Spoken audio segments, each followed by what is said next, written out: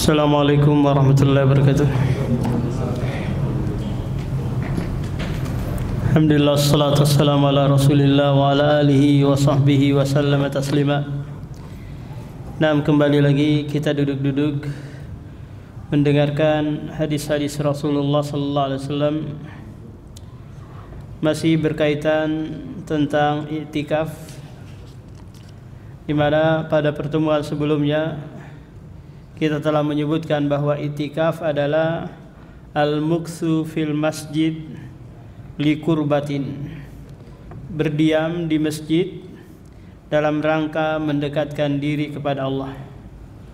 Apakah itu satu malam, satu hari, ataukah sesaat dari waktu yang kita luangkan untuk mendekatkan diri kepada Allah, jauh dari urusan dunia, fokus beribadah kepadanya.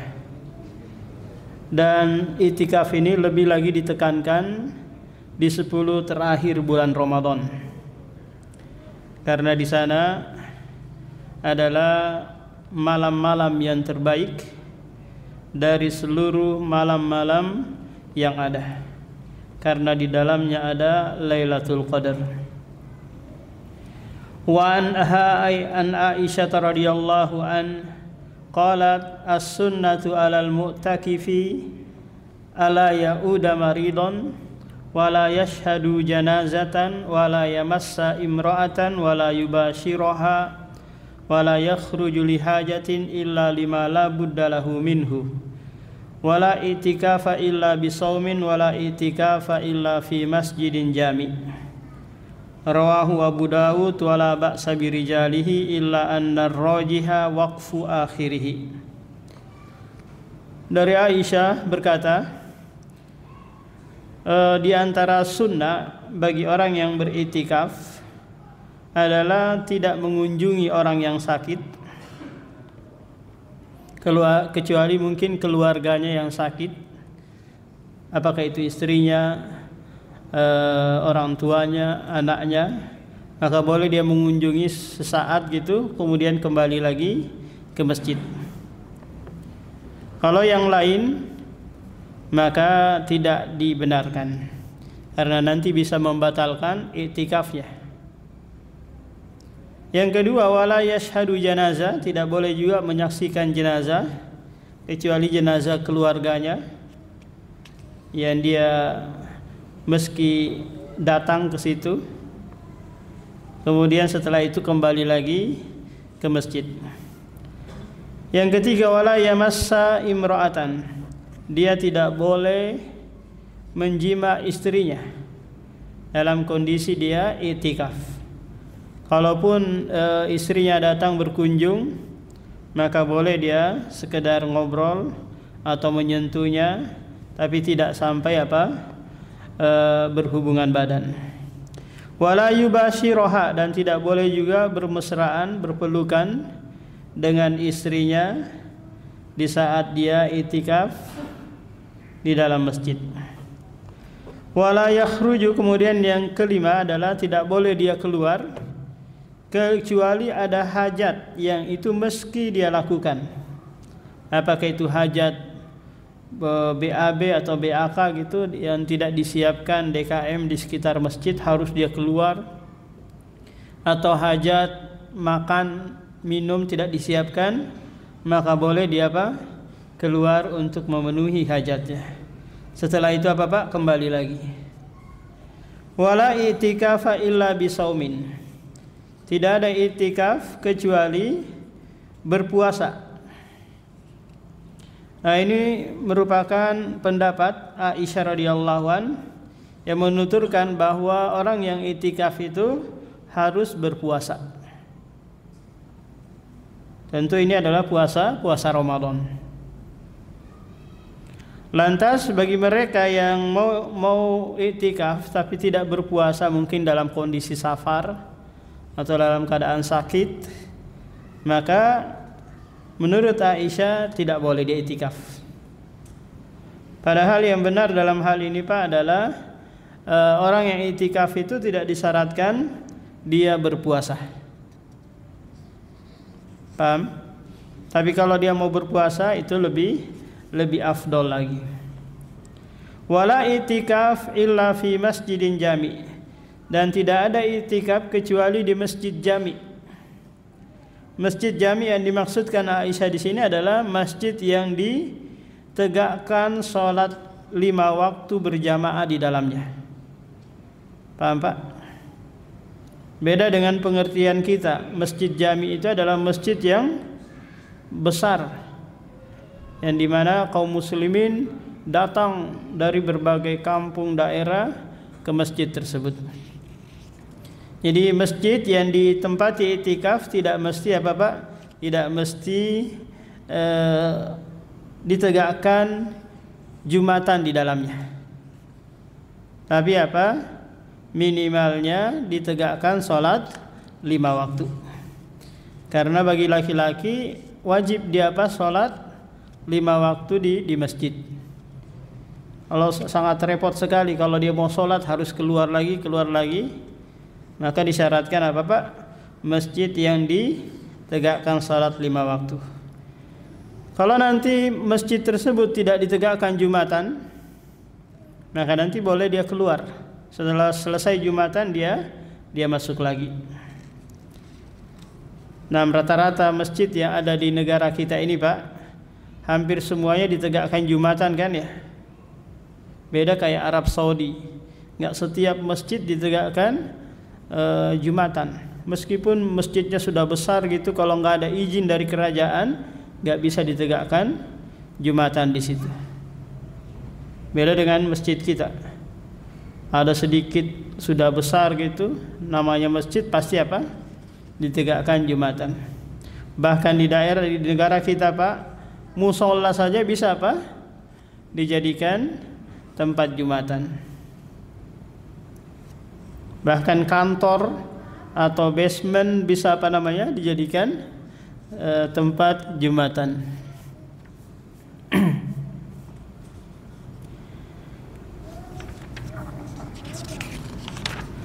An Ibnu Abbas radhiyallahu anhuma anna an-nabiyya qala laisa 'alal mu'takifi siyamun illa ayyaj'alahu 'ala nafsihi. Dari Abdullah bin Abbas bahwasanya Nabi berkata, tidak ada kewajiban orang yang i'tikaf berpuasa kecuali dia mewajibkan dirinya atau yang telah diwajibkan oleh Allah atasnya. Seperti apa Pak? Puasa Ramadan. Atau yang dia wajibkan untuk dirinya seperti apa? Puasa nazar. Atau kewajiban dia berpuasa. Mungkin dia membayar apa? Utang atau membayar puasa yang ada kafarohnya, kafaroh puasa. Selain dari yang disebutkan, maka apa? Tidak ada kewajiban berpuasa bagi orang yang beriktikaf. An Ibnu Umar radhiyallahu anna rijalan min ashabin Nabi urau lailatal qadri fil manami fi sabi'il awakhir faqala Rasulullah ara'a ru'yakum qad tawatat fi sabi'il awakhir faman kana mutaharriyaha falyataharraha fi sabi'il awakhir muttafaqun alaih. Dari Abdullah bin Umar bahwasanya sahabat-sahabat Nabi sallallahu alaihi wasallam diperlihatkan Lailatul Qadar dalam mimpi. Di 7 malam terakhir. Tidak disebutkan tanggalnya. 7 malam terakhir itu Pak mulai dari mana? Dari tanggal 23, 24, 25, 26, 27, 28, 29. Ini kalau apa? Kalau tanggalnya Ramadannya 29. Kalau 30 Pak berarti apa? Mulai dari 24 ya. Faqala, lalu Rasulullah mengomentari mimpi sahabat ini dan membenarkan hal tersebut bahwa memang malam Lailatul Qadar itu di 10 malam terakhir. Lantas kata Rasulullah, barang siapa ingin mencari malam Lailatul Qadar, maka carilah di 7 malam terakhir.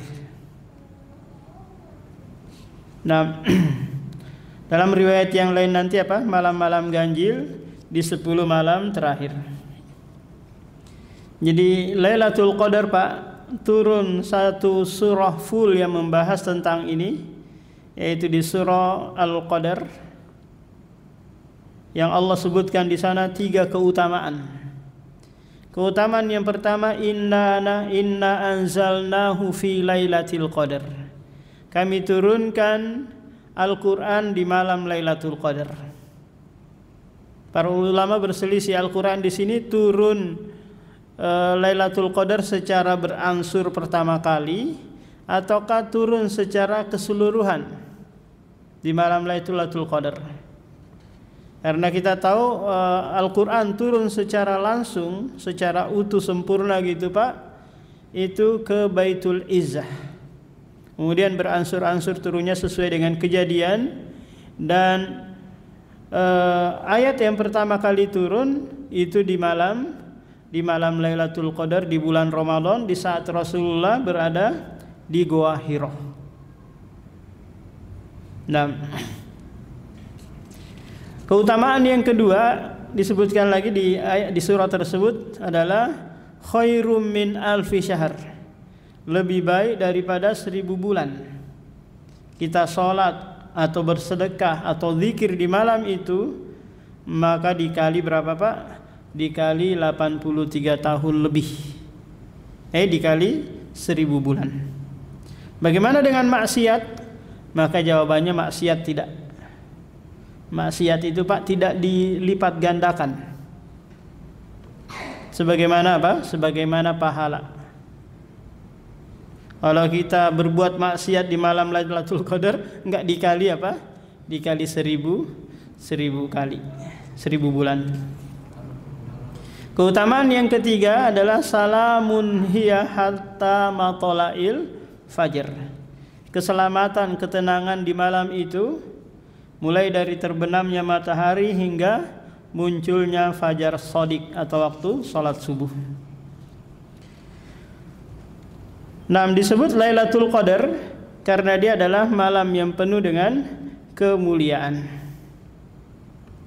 Sekaligus juga Pak, takdir sanawiyah itu diturunkan di situ. Takdir selama setahun ke depan, maka di situ apa? Sudah diturunkan. Jadi malakul maut sudah apa? Sudah dapat tabelnya siapa-siapa saja yang dicabut nyawanya di tahun ini.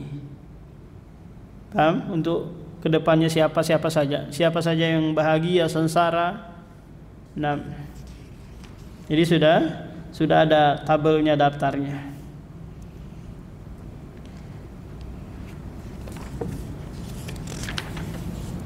An Muawiyah bin Abi Sufyan anin Nabi qala fi lailatul qadar lailatu sab'i wa ishrin. Rawahu Abu Daud wa raji waqfuhu. Dari Muawiyah bin Abi Sufyan dari Nabi berkata, malam Lailatul Qadar itu adalah malam 27. Tapi hadis ini mauquf. Mauquf itu Pak hanya sampai pada ucapan sahabat, tidak sampai pada ucapan Nabi. Sehingga para ulama memang berselisih tentang hal ini Pak. Sampai Ubay bin Ka'ab menekankan dan bersumpah bahwa malam Lailatul Qadar itu adalah malam 27. Dan ini yang dipegang kuat-kuat oleh apa Pak? Oleh orang Arab. Sehingga mereka berbondong-bondong datang ke Masjidil Haram untuk mencari Lailatul Qadar di malam 27. Bapak yang itikaf atau umroh di 10 terakhir Ramadan, hati-hati di malam ini. Harus berangkat pagi-pagi atau minimalnya habis duhur. Kalau enggak dapat tempat. Kalau Bapak berangkatnya habis asar, selesai, terjepit karena padatnya apa? Padatnya orang yang mau masuk ke masjid. Jadi mereka datang dari berbagai kampung daerah untuk apa? Salat di Masjidil Haram malam 27. Dan yang benar dalam hal ini Pak adalah mutanakil. Dia berganti-ganti setiap tahun.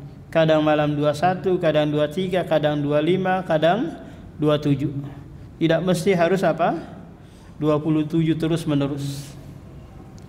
Kenapa Pak? Karena kalau sekiranya sudah dipastikan malam 27, maka nanti malam 25, malam 29 orang sudah nanti aja. Sepi, malas, karena sudah memastikan. Maka Rasulullah nanti menganjurkan untuk apa? Untuk bersemangat terus. Karena kalau kita full 10 terakhir, maka pasti kita Bapak dapat malam tersebut. Kalau hanya membatasi malam 27 padahal dia di malam 21, selesai, lewat berarti. An Aisyah radhiyallahu anha qalat, qultu ya Rasulullah ara'aita in alimtu ayyu lailatin lailatul qadar ma aqulu fiha. Qala quli Allahumma innaka afuwun tuhibbul afwa fa'fu anni. Rawahul khamsah. Dari Aisyah berkata, aku berkata kepada Rasulullah, wahai Rasulullah, bagaimana menurutmu jika aku mendapati malam Lailatul Qadar? Apa yang aku baca? Apa yang aku perbanyak mengucapkannya? Maka kata Rasulullah, kuli, ucapkanlah Allahumma innaka afuun tuhibbul afwah fa'fu anni. Ya Allah, sesungguhnya Engkau Maha Pemaaf dan menyenangi menyukai sifat pemaaf, maafkanlah aku. Kenapa ini Pak yang dibaca? Karena kita tahu bahwa kita iktiraf, mengakui kita ini hamba yang banyak melakukan kesalahan. Sementara Allah sudah berfirman di dalam Al-Quran, wa ya'fu an katsir. Allah itu sudah banyak memaafkan kesalahan-kesalahan kalian.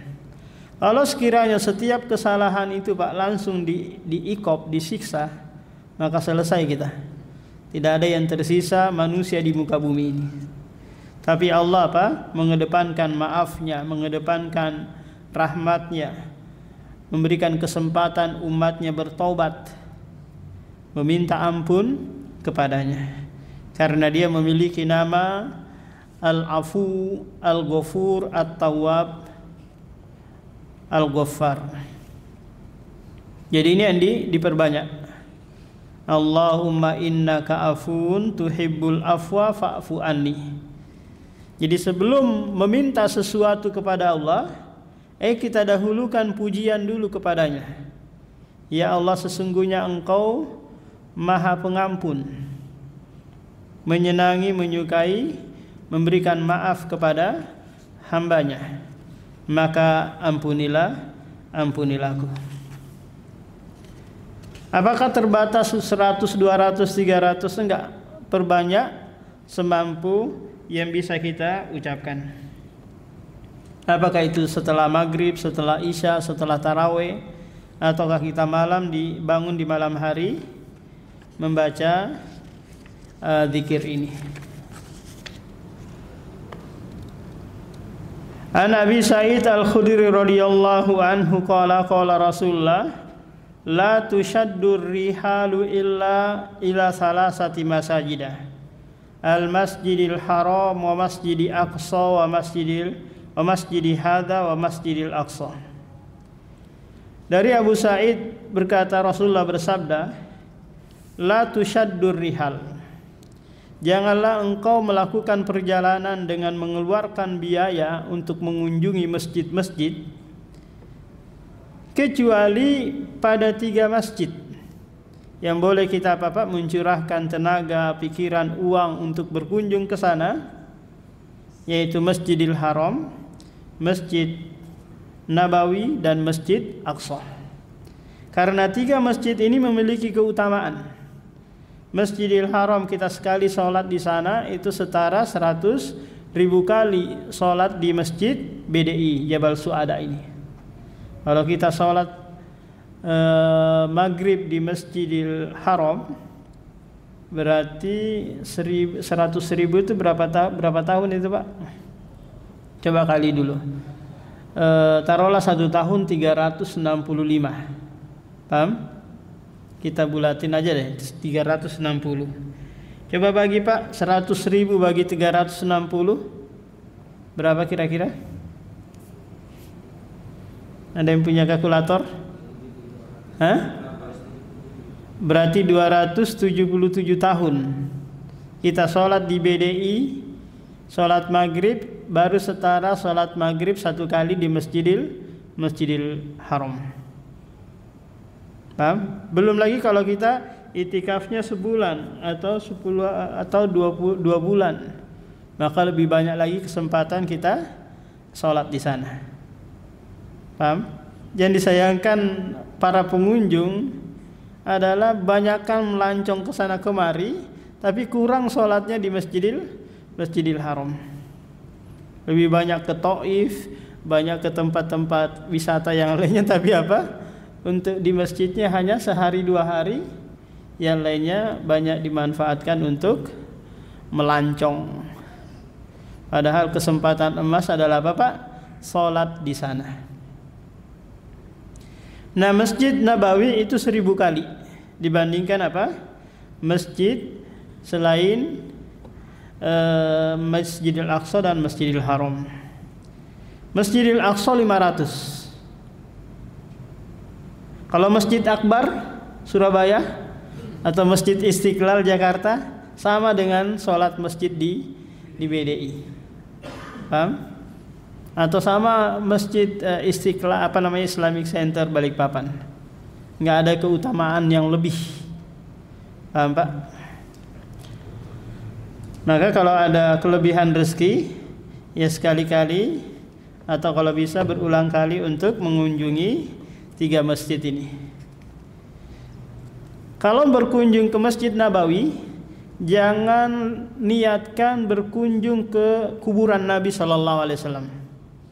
Pak, jangan niatkan berkunjung ke kuburan Nabi. Tapi niatkan apa? Berkunjung untuk sholat di sana. Tapi kalau ada kesempatan untuk ziarah ya silakan. Tapi untuk niat awalnya nggak boleh mengunjungi mengunjungi kuburan Nabi. Karena ini membutuhkan biaya. Dan syaddur rihal hanya ke ketiga masjid ini. Apa kaitannya dengan bab itikaf ini, Pak?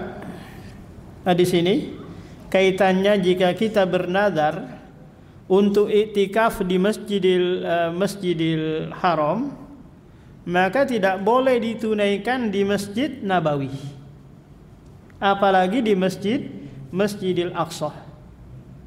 Sebaliknya, kalau kita berniat iktikaf di Masjid Nabawi, nanti boleh kita tunaikan di Masjidil Haram. Paham? Karena lebih utama di sana. Atau kita berniat iktikaf di Masjidil Aqsa, nanti boleh ditunaikan nazar tersebut di Masjid Nabawi atau di Masjidil Aqsa, Masjidil Haram. Nah, ini kaitannya dengan apa? Dengan iktikaf. Nah, selesai Pak hadis-hadis yang berkaitan dengan puasa dan iktikaf. Sebelum kita masuk ke hadis-hadis tentang haji, ada yang ditanyakan dulu Pak?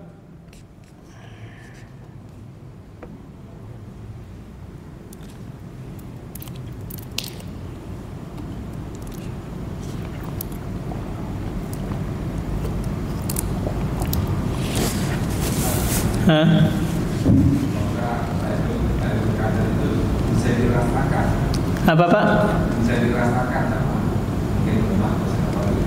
Bisa dirasakan apa? Nggak dengar saya Pak. Apakah Lailatul Qadar bisa dirasakan? Oh, apakah Lailatul Qadar bisa dirasakan?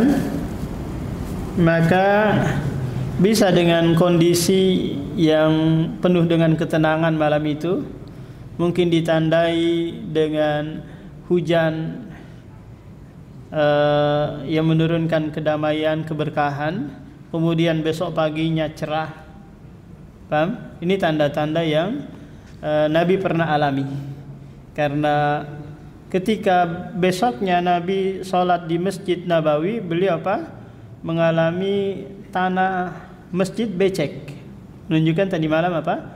Hujan. Beliau mengatakan tadi malam adalah Lailatul Qadar. Nah, kemarin pas malam 27 itu bertepatan di Mekah hujan. Tapi hujan tidak terlalu deras ya, kayak gerimis-gerimis. Nggak tahu di Balikpapan hujan nggak malam itu, Pak? Malam 27. Lupa ya.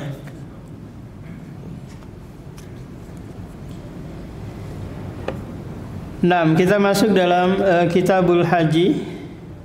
Ini merupakan kitab yang terakhir dari kitab ibadah atau fiqhul ibadah. Fikih ibadah itu meliputi salat, puasa, zakat dan haji. Syahadat tidak dibahas karena syahadat itu berkaitan erat dengan apa? Dengan akidah. Nah, haji ini merupakan rukun Islam yang kelima. Setelah apa, Pak? Setelah puasa. Dan dia pelaksanaannya waktunya sangat terbatas. Mulai dari tanggal 8 Zulhijjah hingga tanggal 13 Zulhijjah. Ada yang mau keluar di tanggal 12 yang dikenal dengan nafar awal, boleh. Tapi jangan sampai tenggelam matahari. Kalau sudah tenggelam matahari malam tanggal 13, dia harus mabit lagi malam tanggal 13-nya. Kalau dia mau keluar nafar awal maka apa, Pak? Dia harus keluar sebelum terbenam matahari. Nah, jadi haji ini merupakan ibadah yang belakangan turun kewajibannya. Sementara Nabi SAW hanya diberikan kesempatan haji satu kali, yaitu Hajatul Wada di tahun ke-10 Hijriah. Dan Rasulullah melakukan haji qiron karena Rasulullah menggiring hewan kurban dari Madinah. Paham, Pak? Orang yang menggiring binatang, hewan kurban dari kampungnya, maka dia harus melakukan haji qiron. Apa itu haji qiron, Pak? Haji yang menggabungkan antara umroh dan haji, yang nanti tidak dipisah dengan tahallul. Ketika dia umroh di bulan Syawal, paham, Pak? Maka tahallulnya nanti di tanggal 10 Zulhijjah atau di tanggal 11 Zulhijjah. Bayangkan berapa lama itu, Pak. Bulan Syawal, kemudian Dzulqa'dah, Zulhijjah, kan 2 bulan lebih. Dan dia tidak boleh tahallul, tidak boleh mencukur kuku, kumis, rambut, tidak boleh ganti kain ihram selama itu. Cuma keutamaannya lagi, haji qiron ini umroh tawafnya 1 kali, sa'inya 1 kali. Paham, Pak? Tawafnya 1 kali, sa'inya 1 kali. Beda dengan haji tamattu. Haji tamattu nanti tawafnya 2 kali, sa'inya juga 2 kali. Cuma yang istimewanya tamattu ini dipisah dengan tahallul. Paham? Di bulan Syawal dia umroh, selesai umroh melaksanakan manasik umroh, maka dia tahallul, bebas memakai baju biasa, cukur rambut dan yang lainnya. Kemudian nanti menunggu yaumut tarwiyah, baru dia mulai lagi berihram. Nah, kalau haji qiron tadi, Pak, disyaratkan apa? Dia menggiring binatang dari kampungnya. Untuk warga Indonesia sangat berat untuk melakukan haji qiron, Pak. Karena nggak mungkin kita bawa kambing kemudian disuruh pramugari rawat kambing kita di pesawat, kasih pakan. Jadi sulit. Kecuali mungkin kalau haji kita naik kapal dan dibolehkan bawa kambing sendiri Indonesia. Kenapa orang-orang dulu Pak hajinya bawa hewan kurban sendiri? Karena belum tentu ada disiapkan, ada dijual di Mekah. Karena Mekah terkenal dengan daratan yang tandus, kering gitu. Gimana mau pelihara kambing? Mau makan apa kambing di sana? Makan batu. Untuk sekarang mereka itu senantiasa Bapak impor kambing dari Somalia, Ethiopia dan yang lainnya untuk memenuhi kebutuhan hadiyu, hewan kurban bagi jemaah haji. Nah, mereka yang tidak menggiring hewan kurban dari kampungnya Pak, maka harus melakukan tamattu. Rasulullah melakukan qiron dan berangan-angan kalau sekiranya tahun depan dia masih hidup, maka dia akan melakukan tamattu. Qadarullah Rasulullah meninggal tanggal 12 Rabiul Awal hari Senin. Ini sekarang 12 Rabiul Awal Pak ya? Besok ya? Besok tanggal merahnya. Besok ya? Jadi Rasulullah meninggalnya besok tanggal 12 Rabiul Awal. Disepakati para ulama. Adapun tanggal kelahirannya enggak disepakati.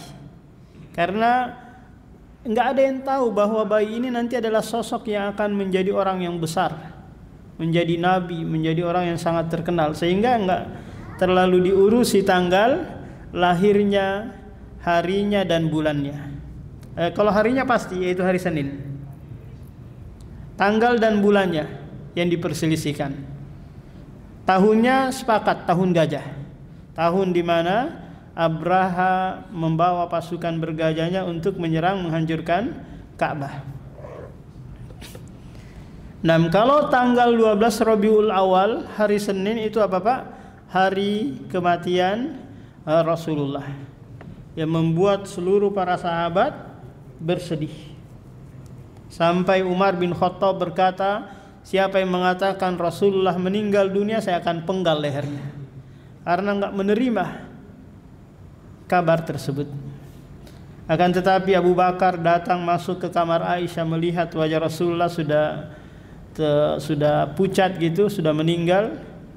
Maka Abu Bakar mencium wajahnya, kemudian menutup lagi kain kafan, lantas memberikan kabar kepada sahabat dengan ungkapan yang seharusnya dicatat dengan tinta emas.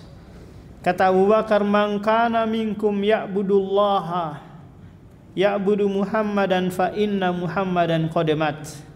Wa man kana minkum ya'budullaha fa innallaha hayyun la yamut." Siapa di antara kalian yang menyembah Muhammad, maka Muhammad telah meninggal dunia pada hari ini. Siapa di antara kalian menyembah Allah, maka Allah adalah zat yang maha hidup, tidak mengalami yang namanya kematian. Lantas Abu Bakar membacakan ayat yang hampir seluruh sahabat enggak pernah mendengarkan ayat tersebut. Innaka mayyitun wa innahum lamayitun. Sungguhnya engkau Muhammad akan meninggal dunia, sebagaimana nabi-nabi terdahulu meninggal dunia. Jadi Rasulullah Pak melakukan haji qiron sekaligus hajatul wada, haji perpisahan. Tahun 11-nya Rasulullah berangan-angan kalau sekiranya hidup tahun depan, maka dia akan melakukan haji tamattu. Maka para ulama berselisih, yang mana yang lebih afdol ini? Haji tamattu kah atau haji qiron? Maka jawabannya haji tamattu.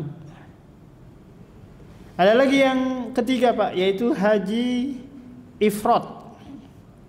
Bukan haji furoda Pak ya, tapi apa? Haji ifrad. Haji ifrad ini yang tidak didahului dengan umroh. Jadi langsung datang ke sana, langsung melakukan manasik haji, setelah itu langsung pulang. Ini orang sibuk ini, anggota dewan ini. Dia hanya lakukan haji saja, terus pulang. Nah, haji ifrad ini tidak ada kewajiban hadiyu Pak, tidak ada kewajiban menyembelih hewan kurban. Tapi tetap sa'inya 1 kali dan tawafnya 1 kali. Nah, ini 3 manasik haji. Haji qiron, haji tamattu, dan haji ifrad. Kalau haji furoda apa itu, Pak? Ini haji apa? Haji yang bisa dikategorikan haji tipu-tipu. Karena apa namanya? Semua ilegal. Bisa dijual macam-macam. Ada juga yang mengatakan resmi padahal apa namanya melalui cara yang tidak dibenarkan, yaitu apa Pak? Menjual visa yang itu seharusnya gratis dari kerajaan, tapi dipermainkan, akhirnya dijual dengan harga yang mahal. Pangeran-pangeran atau putri-putri raja seharusnya mereka mendapat jatah untuk dibagikan kepada kolega, teman-teman dekat mereka. Ini dijual ke yayasan-yayasan Saudi sebesar 6.000 dolar, kemudian dijual lagi ke travel umroh dengan harga yang tinggi, kemudian dijual lagi ke jamaah, jadi harga yang lebih tinggi lagi. Dan ini tidak pasti, Pak, tidak pasti berangkatnya. Kadang mau mendekati hari H, sudah nunggu di Jakarta, ternyata visanya nggak keluar, seperti kejadian kemarin, Pak. Sehingga akadnya apa? Akadnya membingungkan, membuat ragu, membuat deg-degan, karena tidak ada kepastian berangkatnya. Padahal sudah beli hotel, sudah beli pesawat, sudah beli ini. Maka yang lebih aman adalah haji melalui pemerintah. Tapi nunggunya lama, Pak, ya. Haji reguler berapa tahun? 30 tahun. Kemudian haji plus 7 tahun atau 8 tahun. Nah, itu kalau sekarang tahun ini mungkin haji reguler 60 juta lebih. Di 30 tahun akan datang nggak tahu berapa ratus juta lagi harganya. Daftar aja kalau sekiranya ada kesempatan berangkat, alhamdulillah. Kalau enggak, maka kewajiban kita tertunda. Karena syarat masuk ke negara Saudi melaksanakan haji harus ada apa? Harus ada visa. Dan tidak boleh menggunakan visa-visa yang lain yang itu melanggar aturan di sana dan di negara kita. Karena Allah Subhanahu wa taala mensyaratkan kewajiban haji itu, Pak, bagi mereka yang mampu.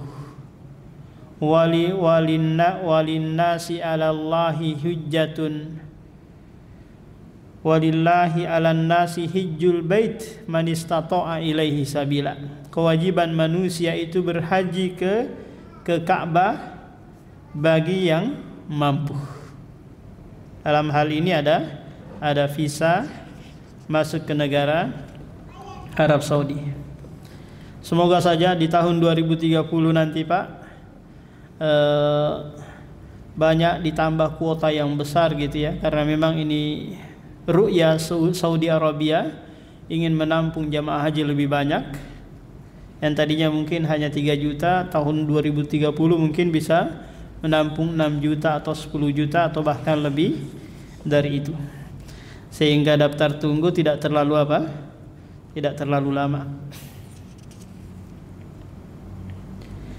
An Abi Hurairah radhiyallahu anna Rasulullah qala al-umratu ilal umrati kafaratun lima bainahuma wal hajjul mabrur laisa lahu jazaa'un illal jannah.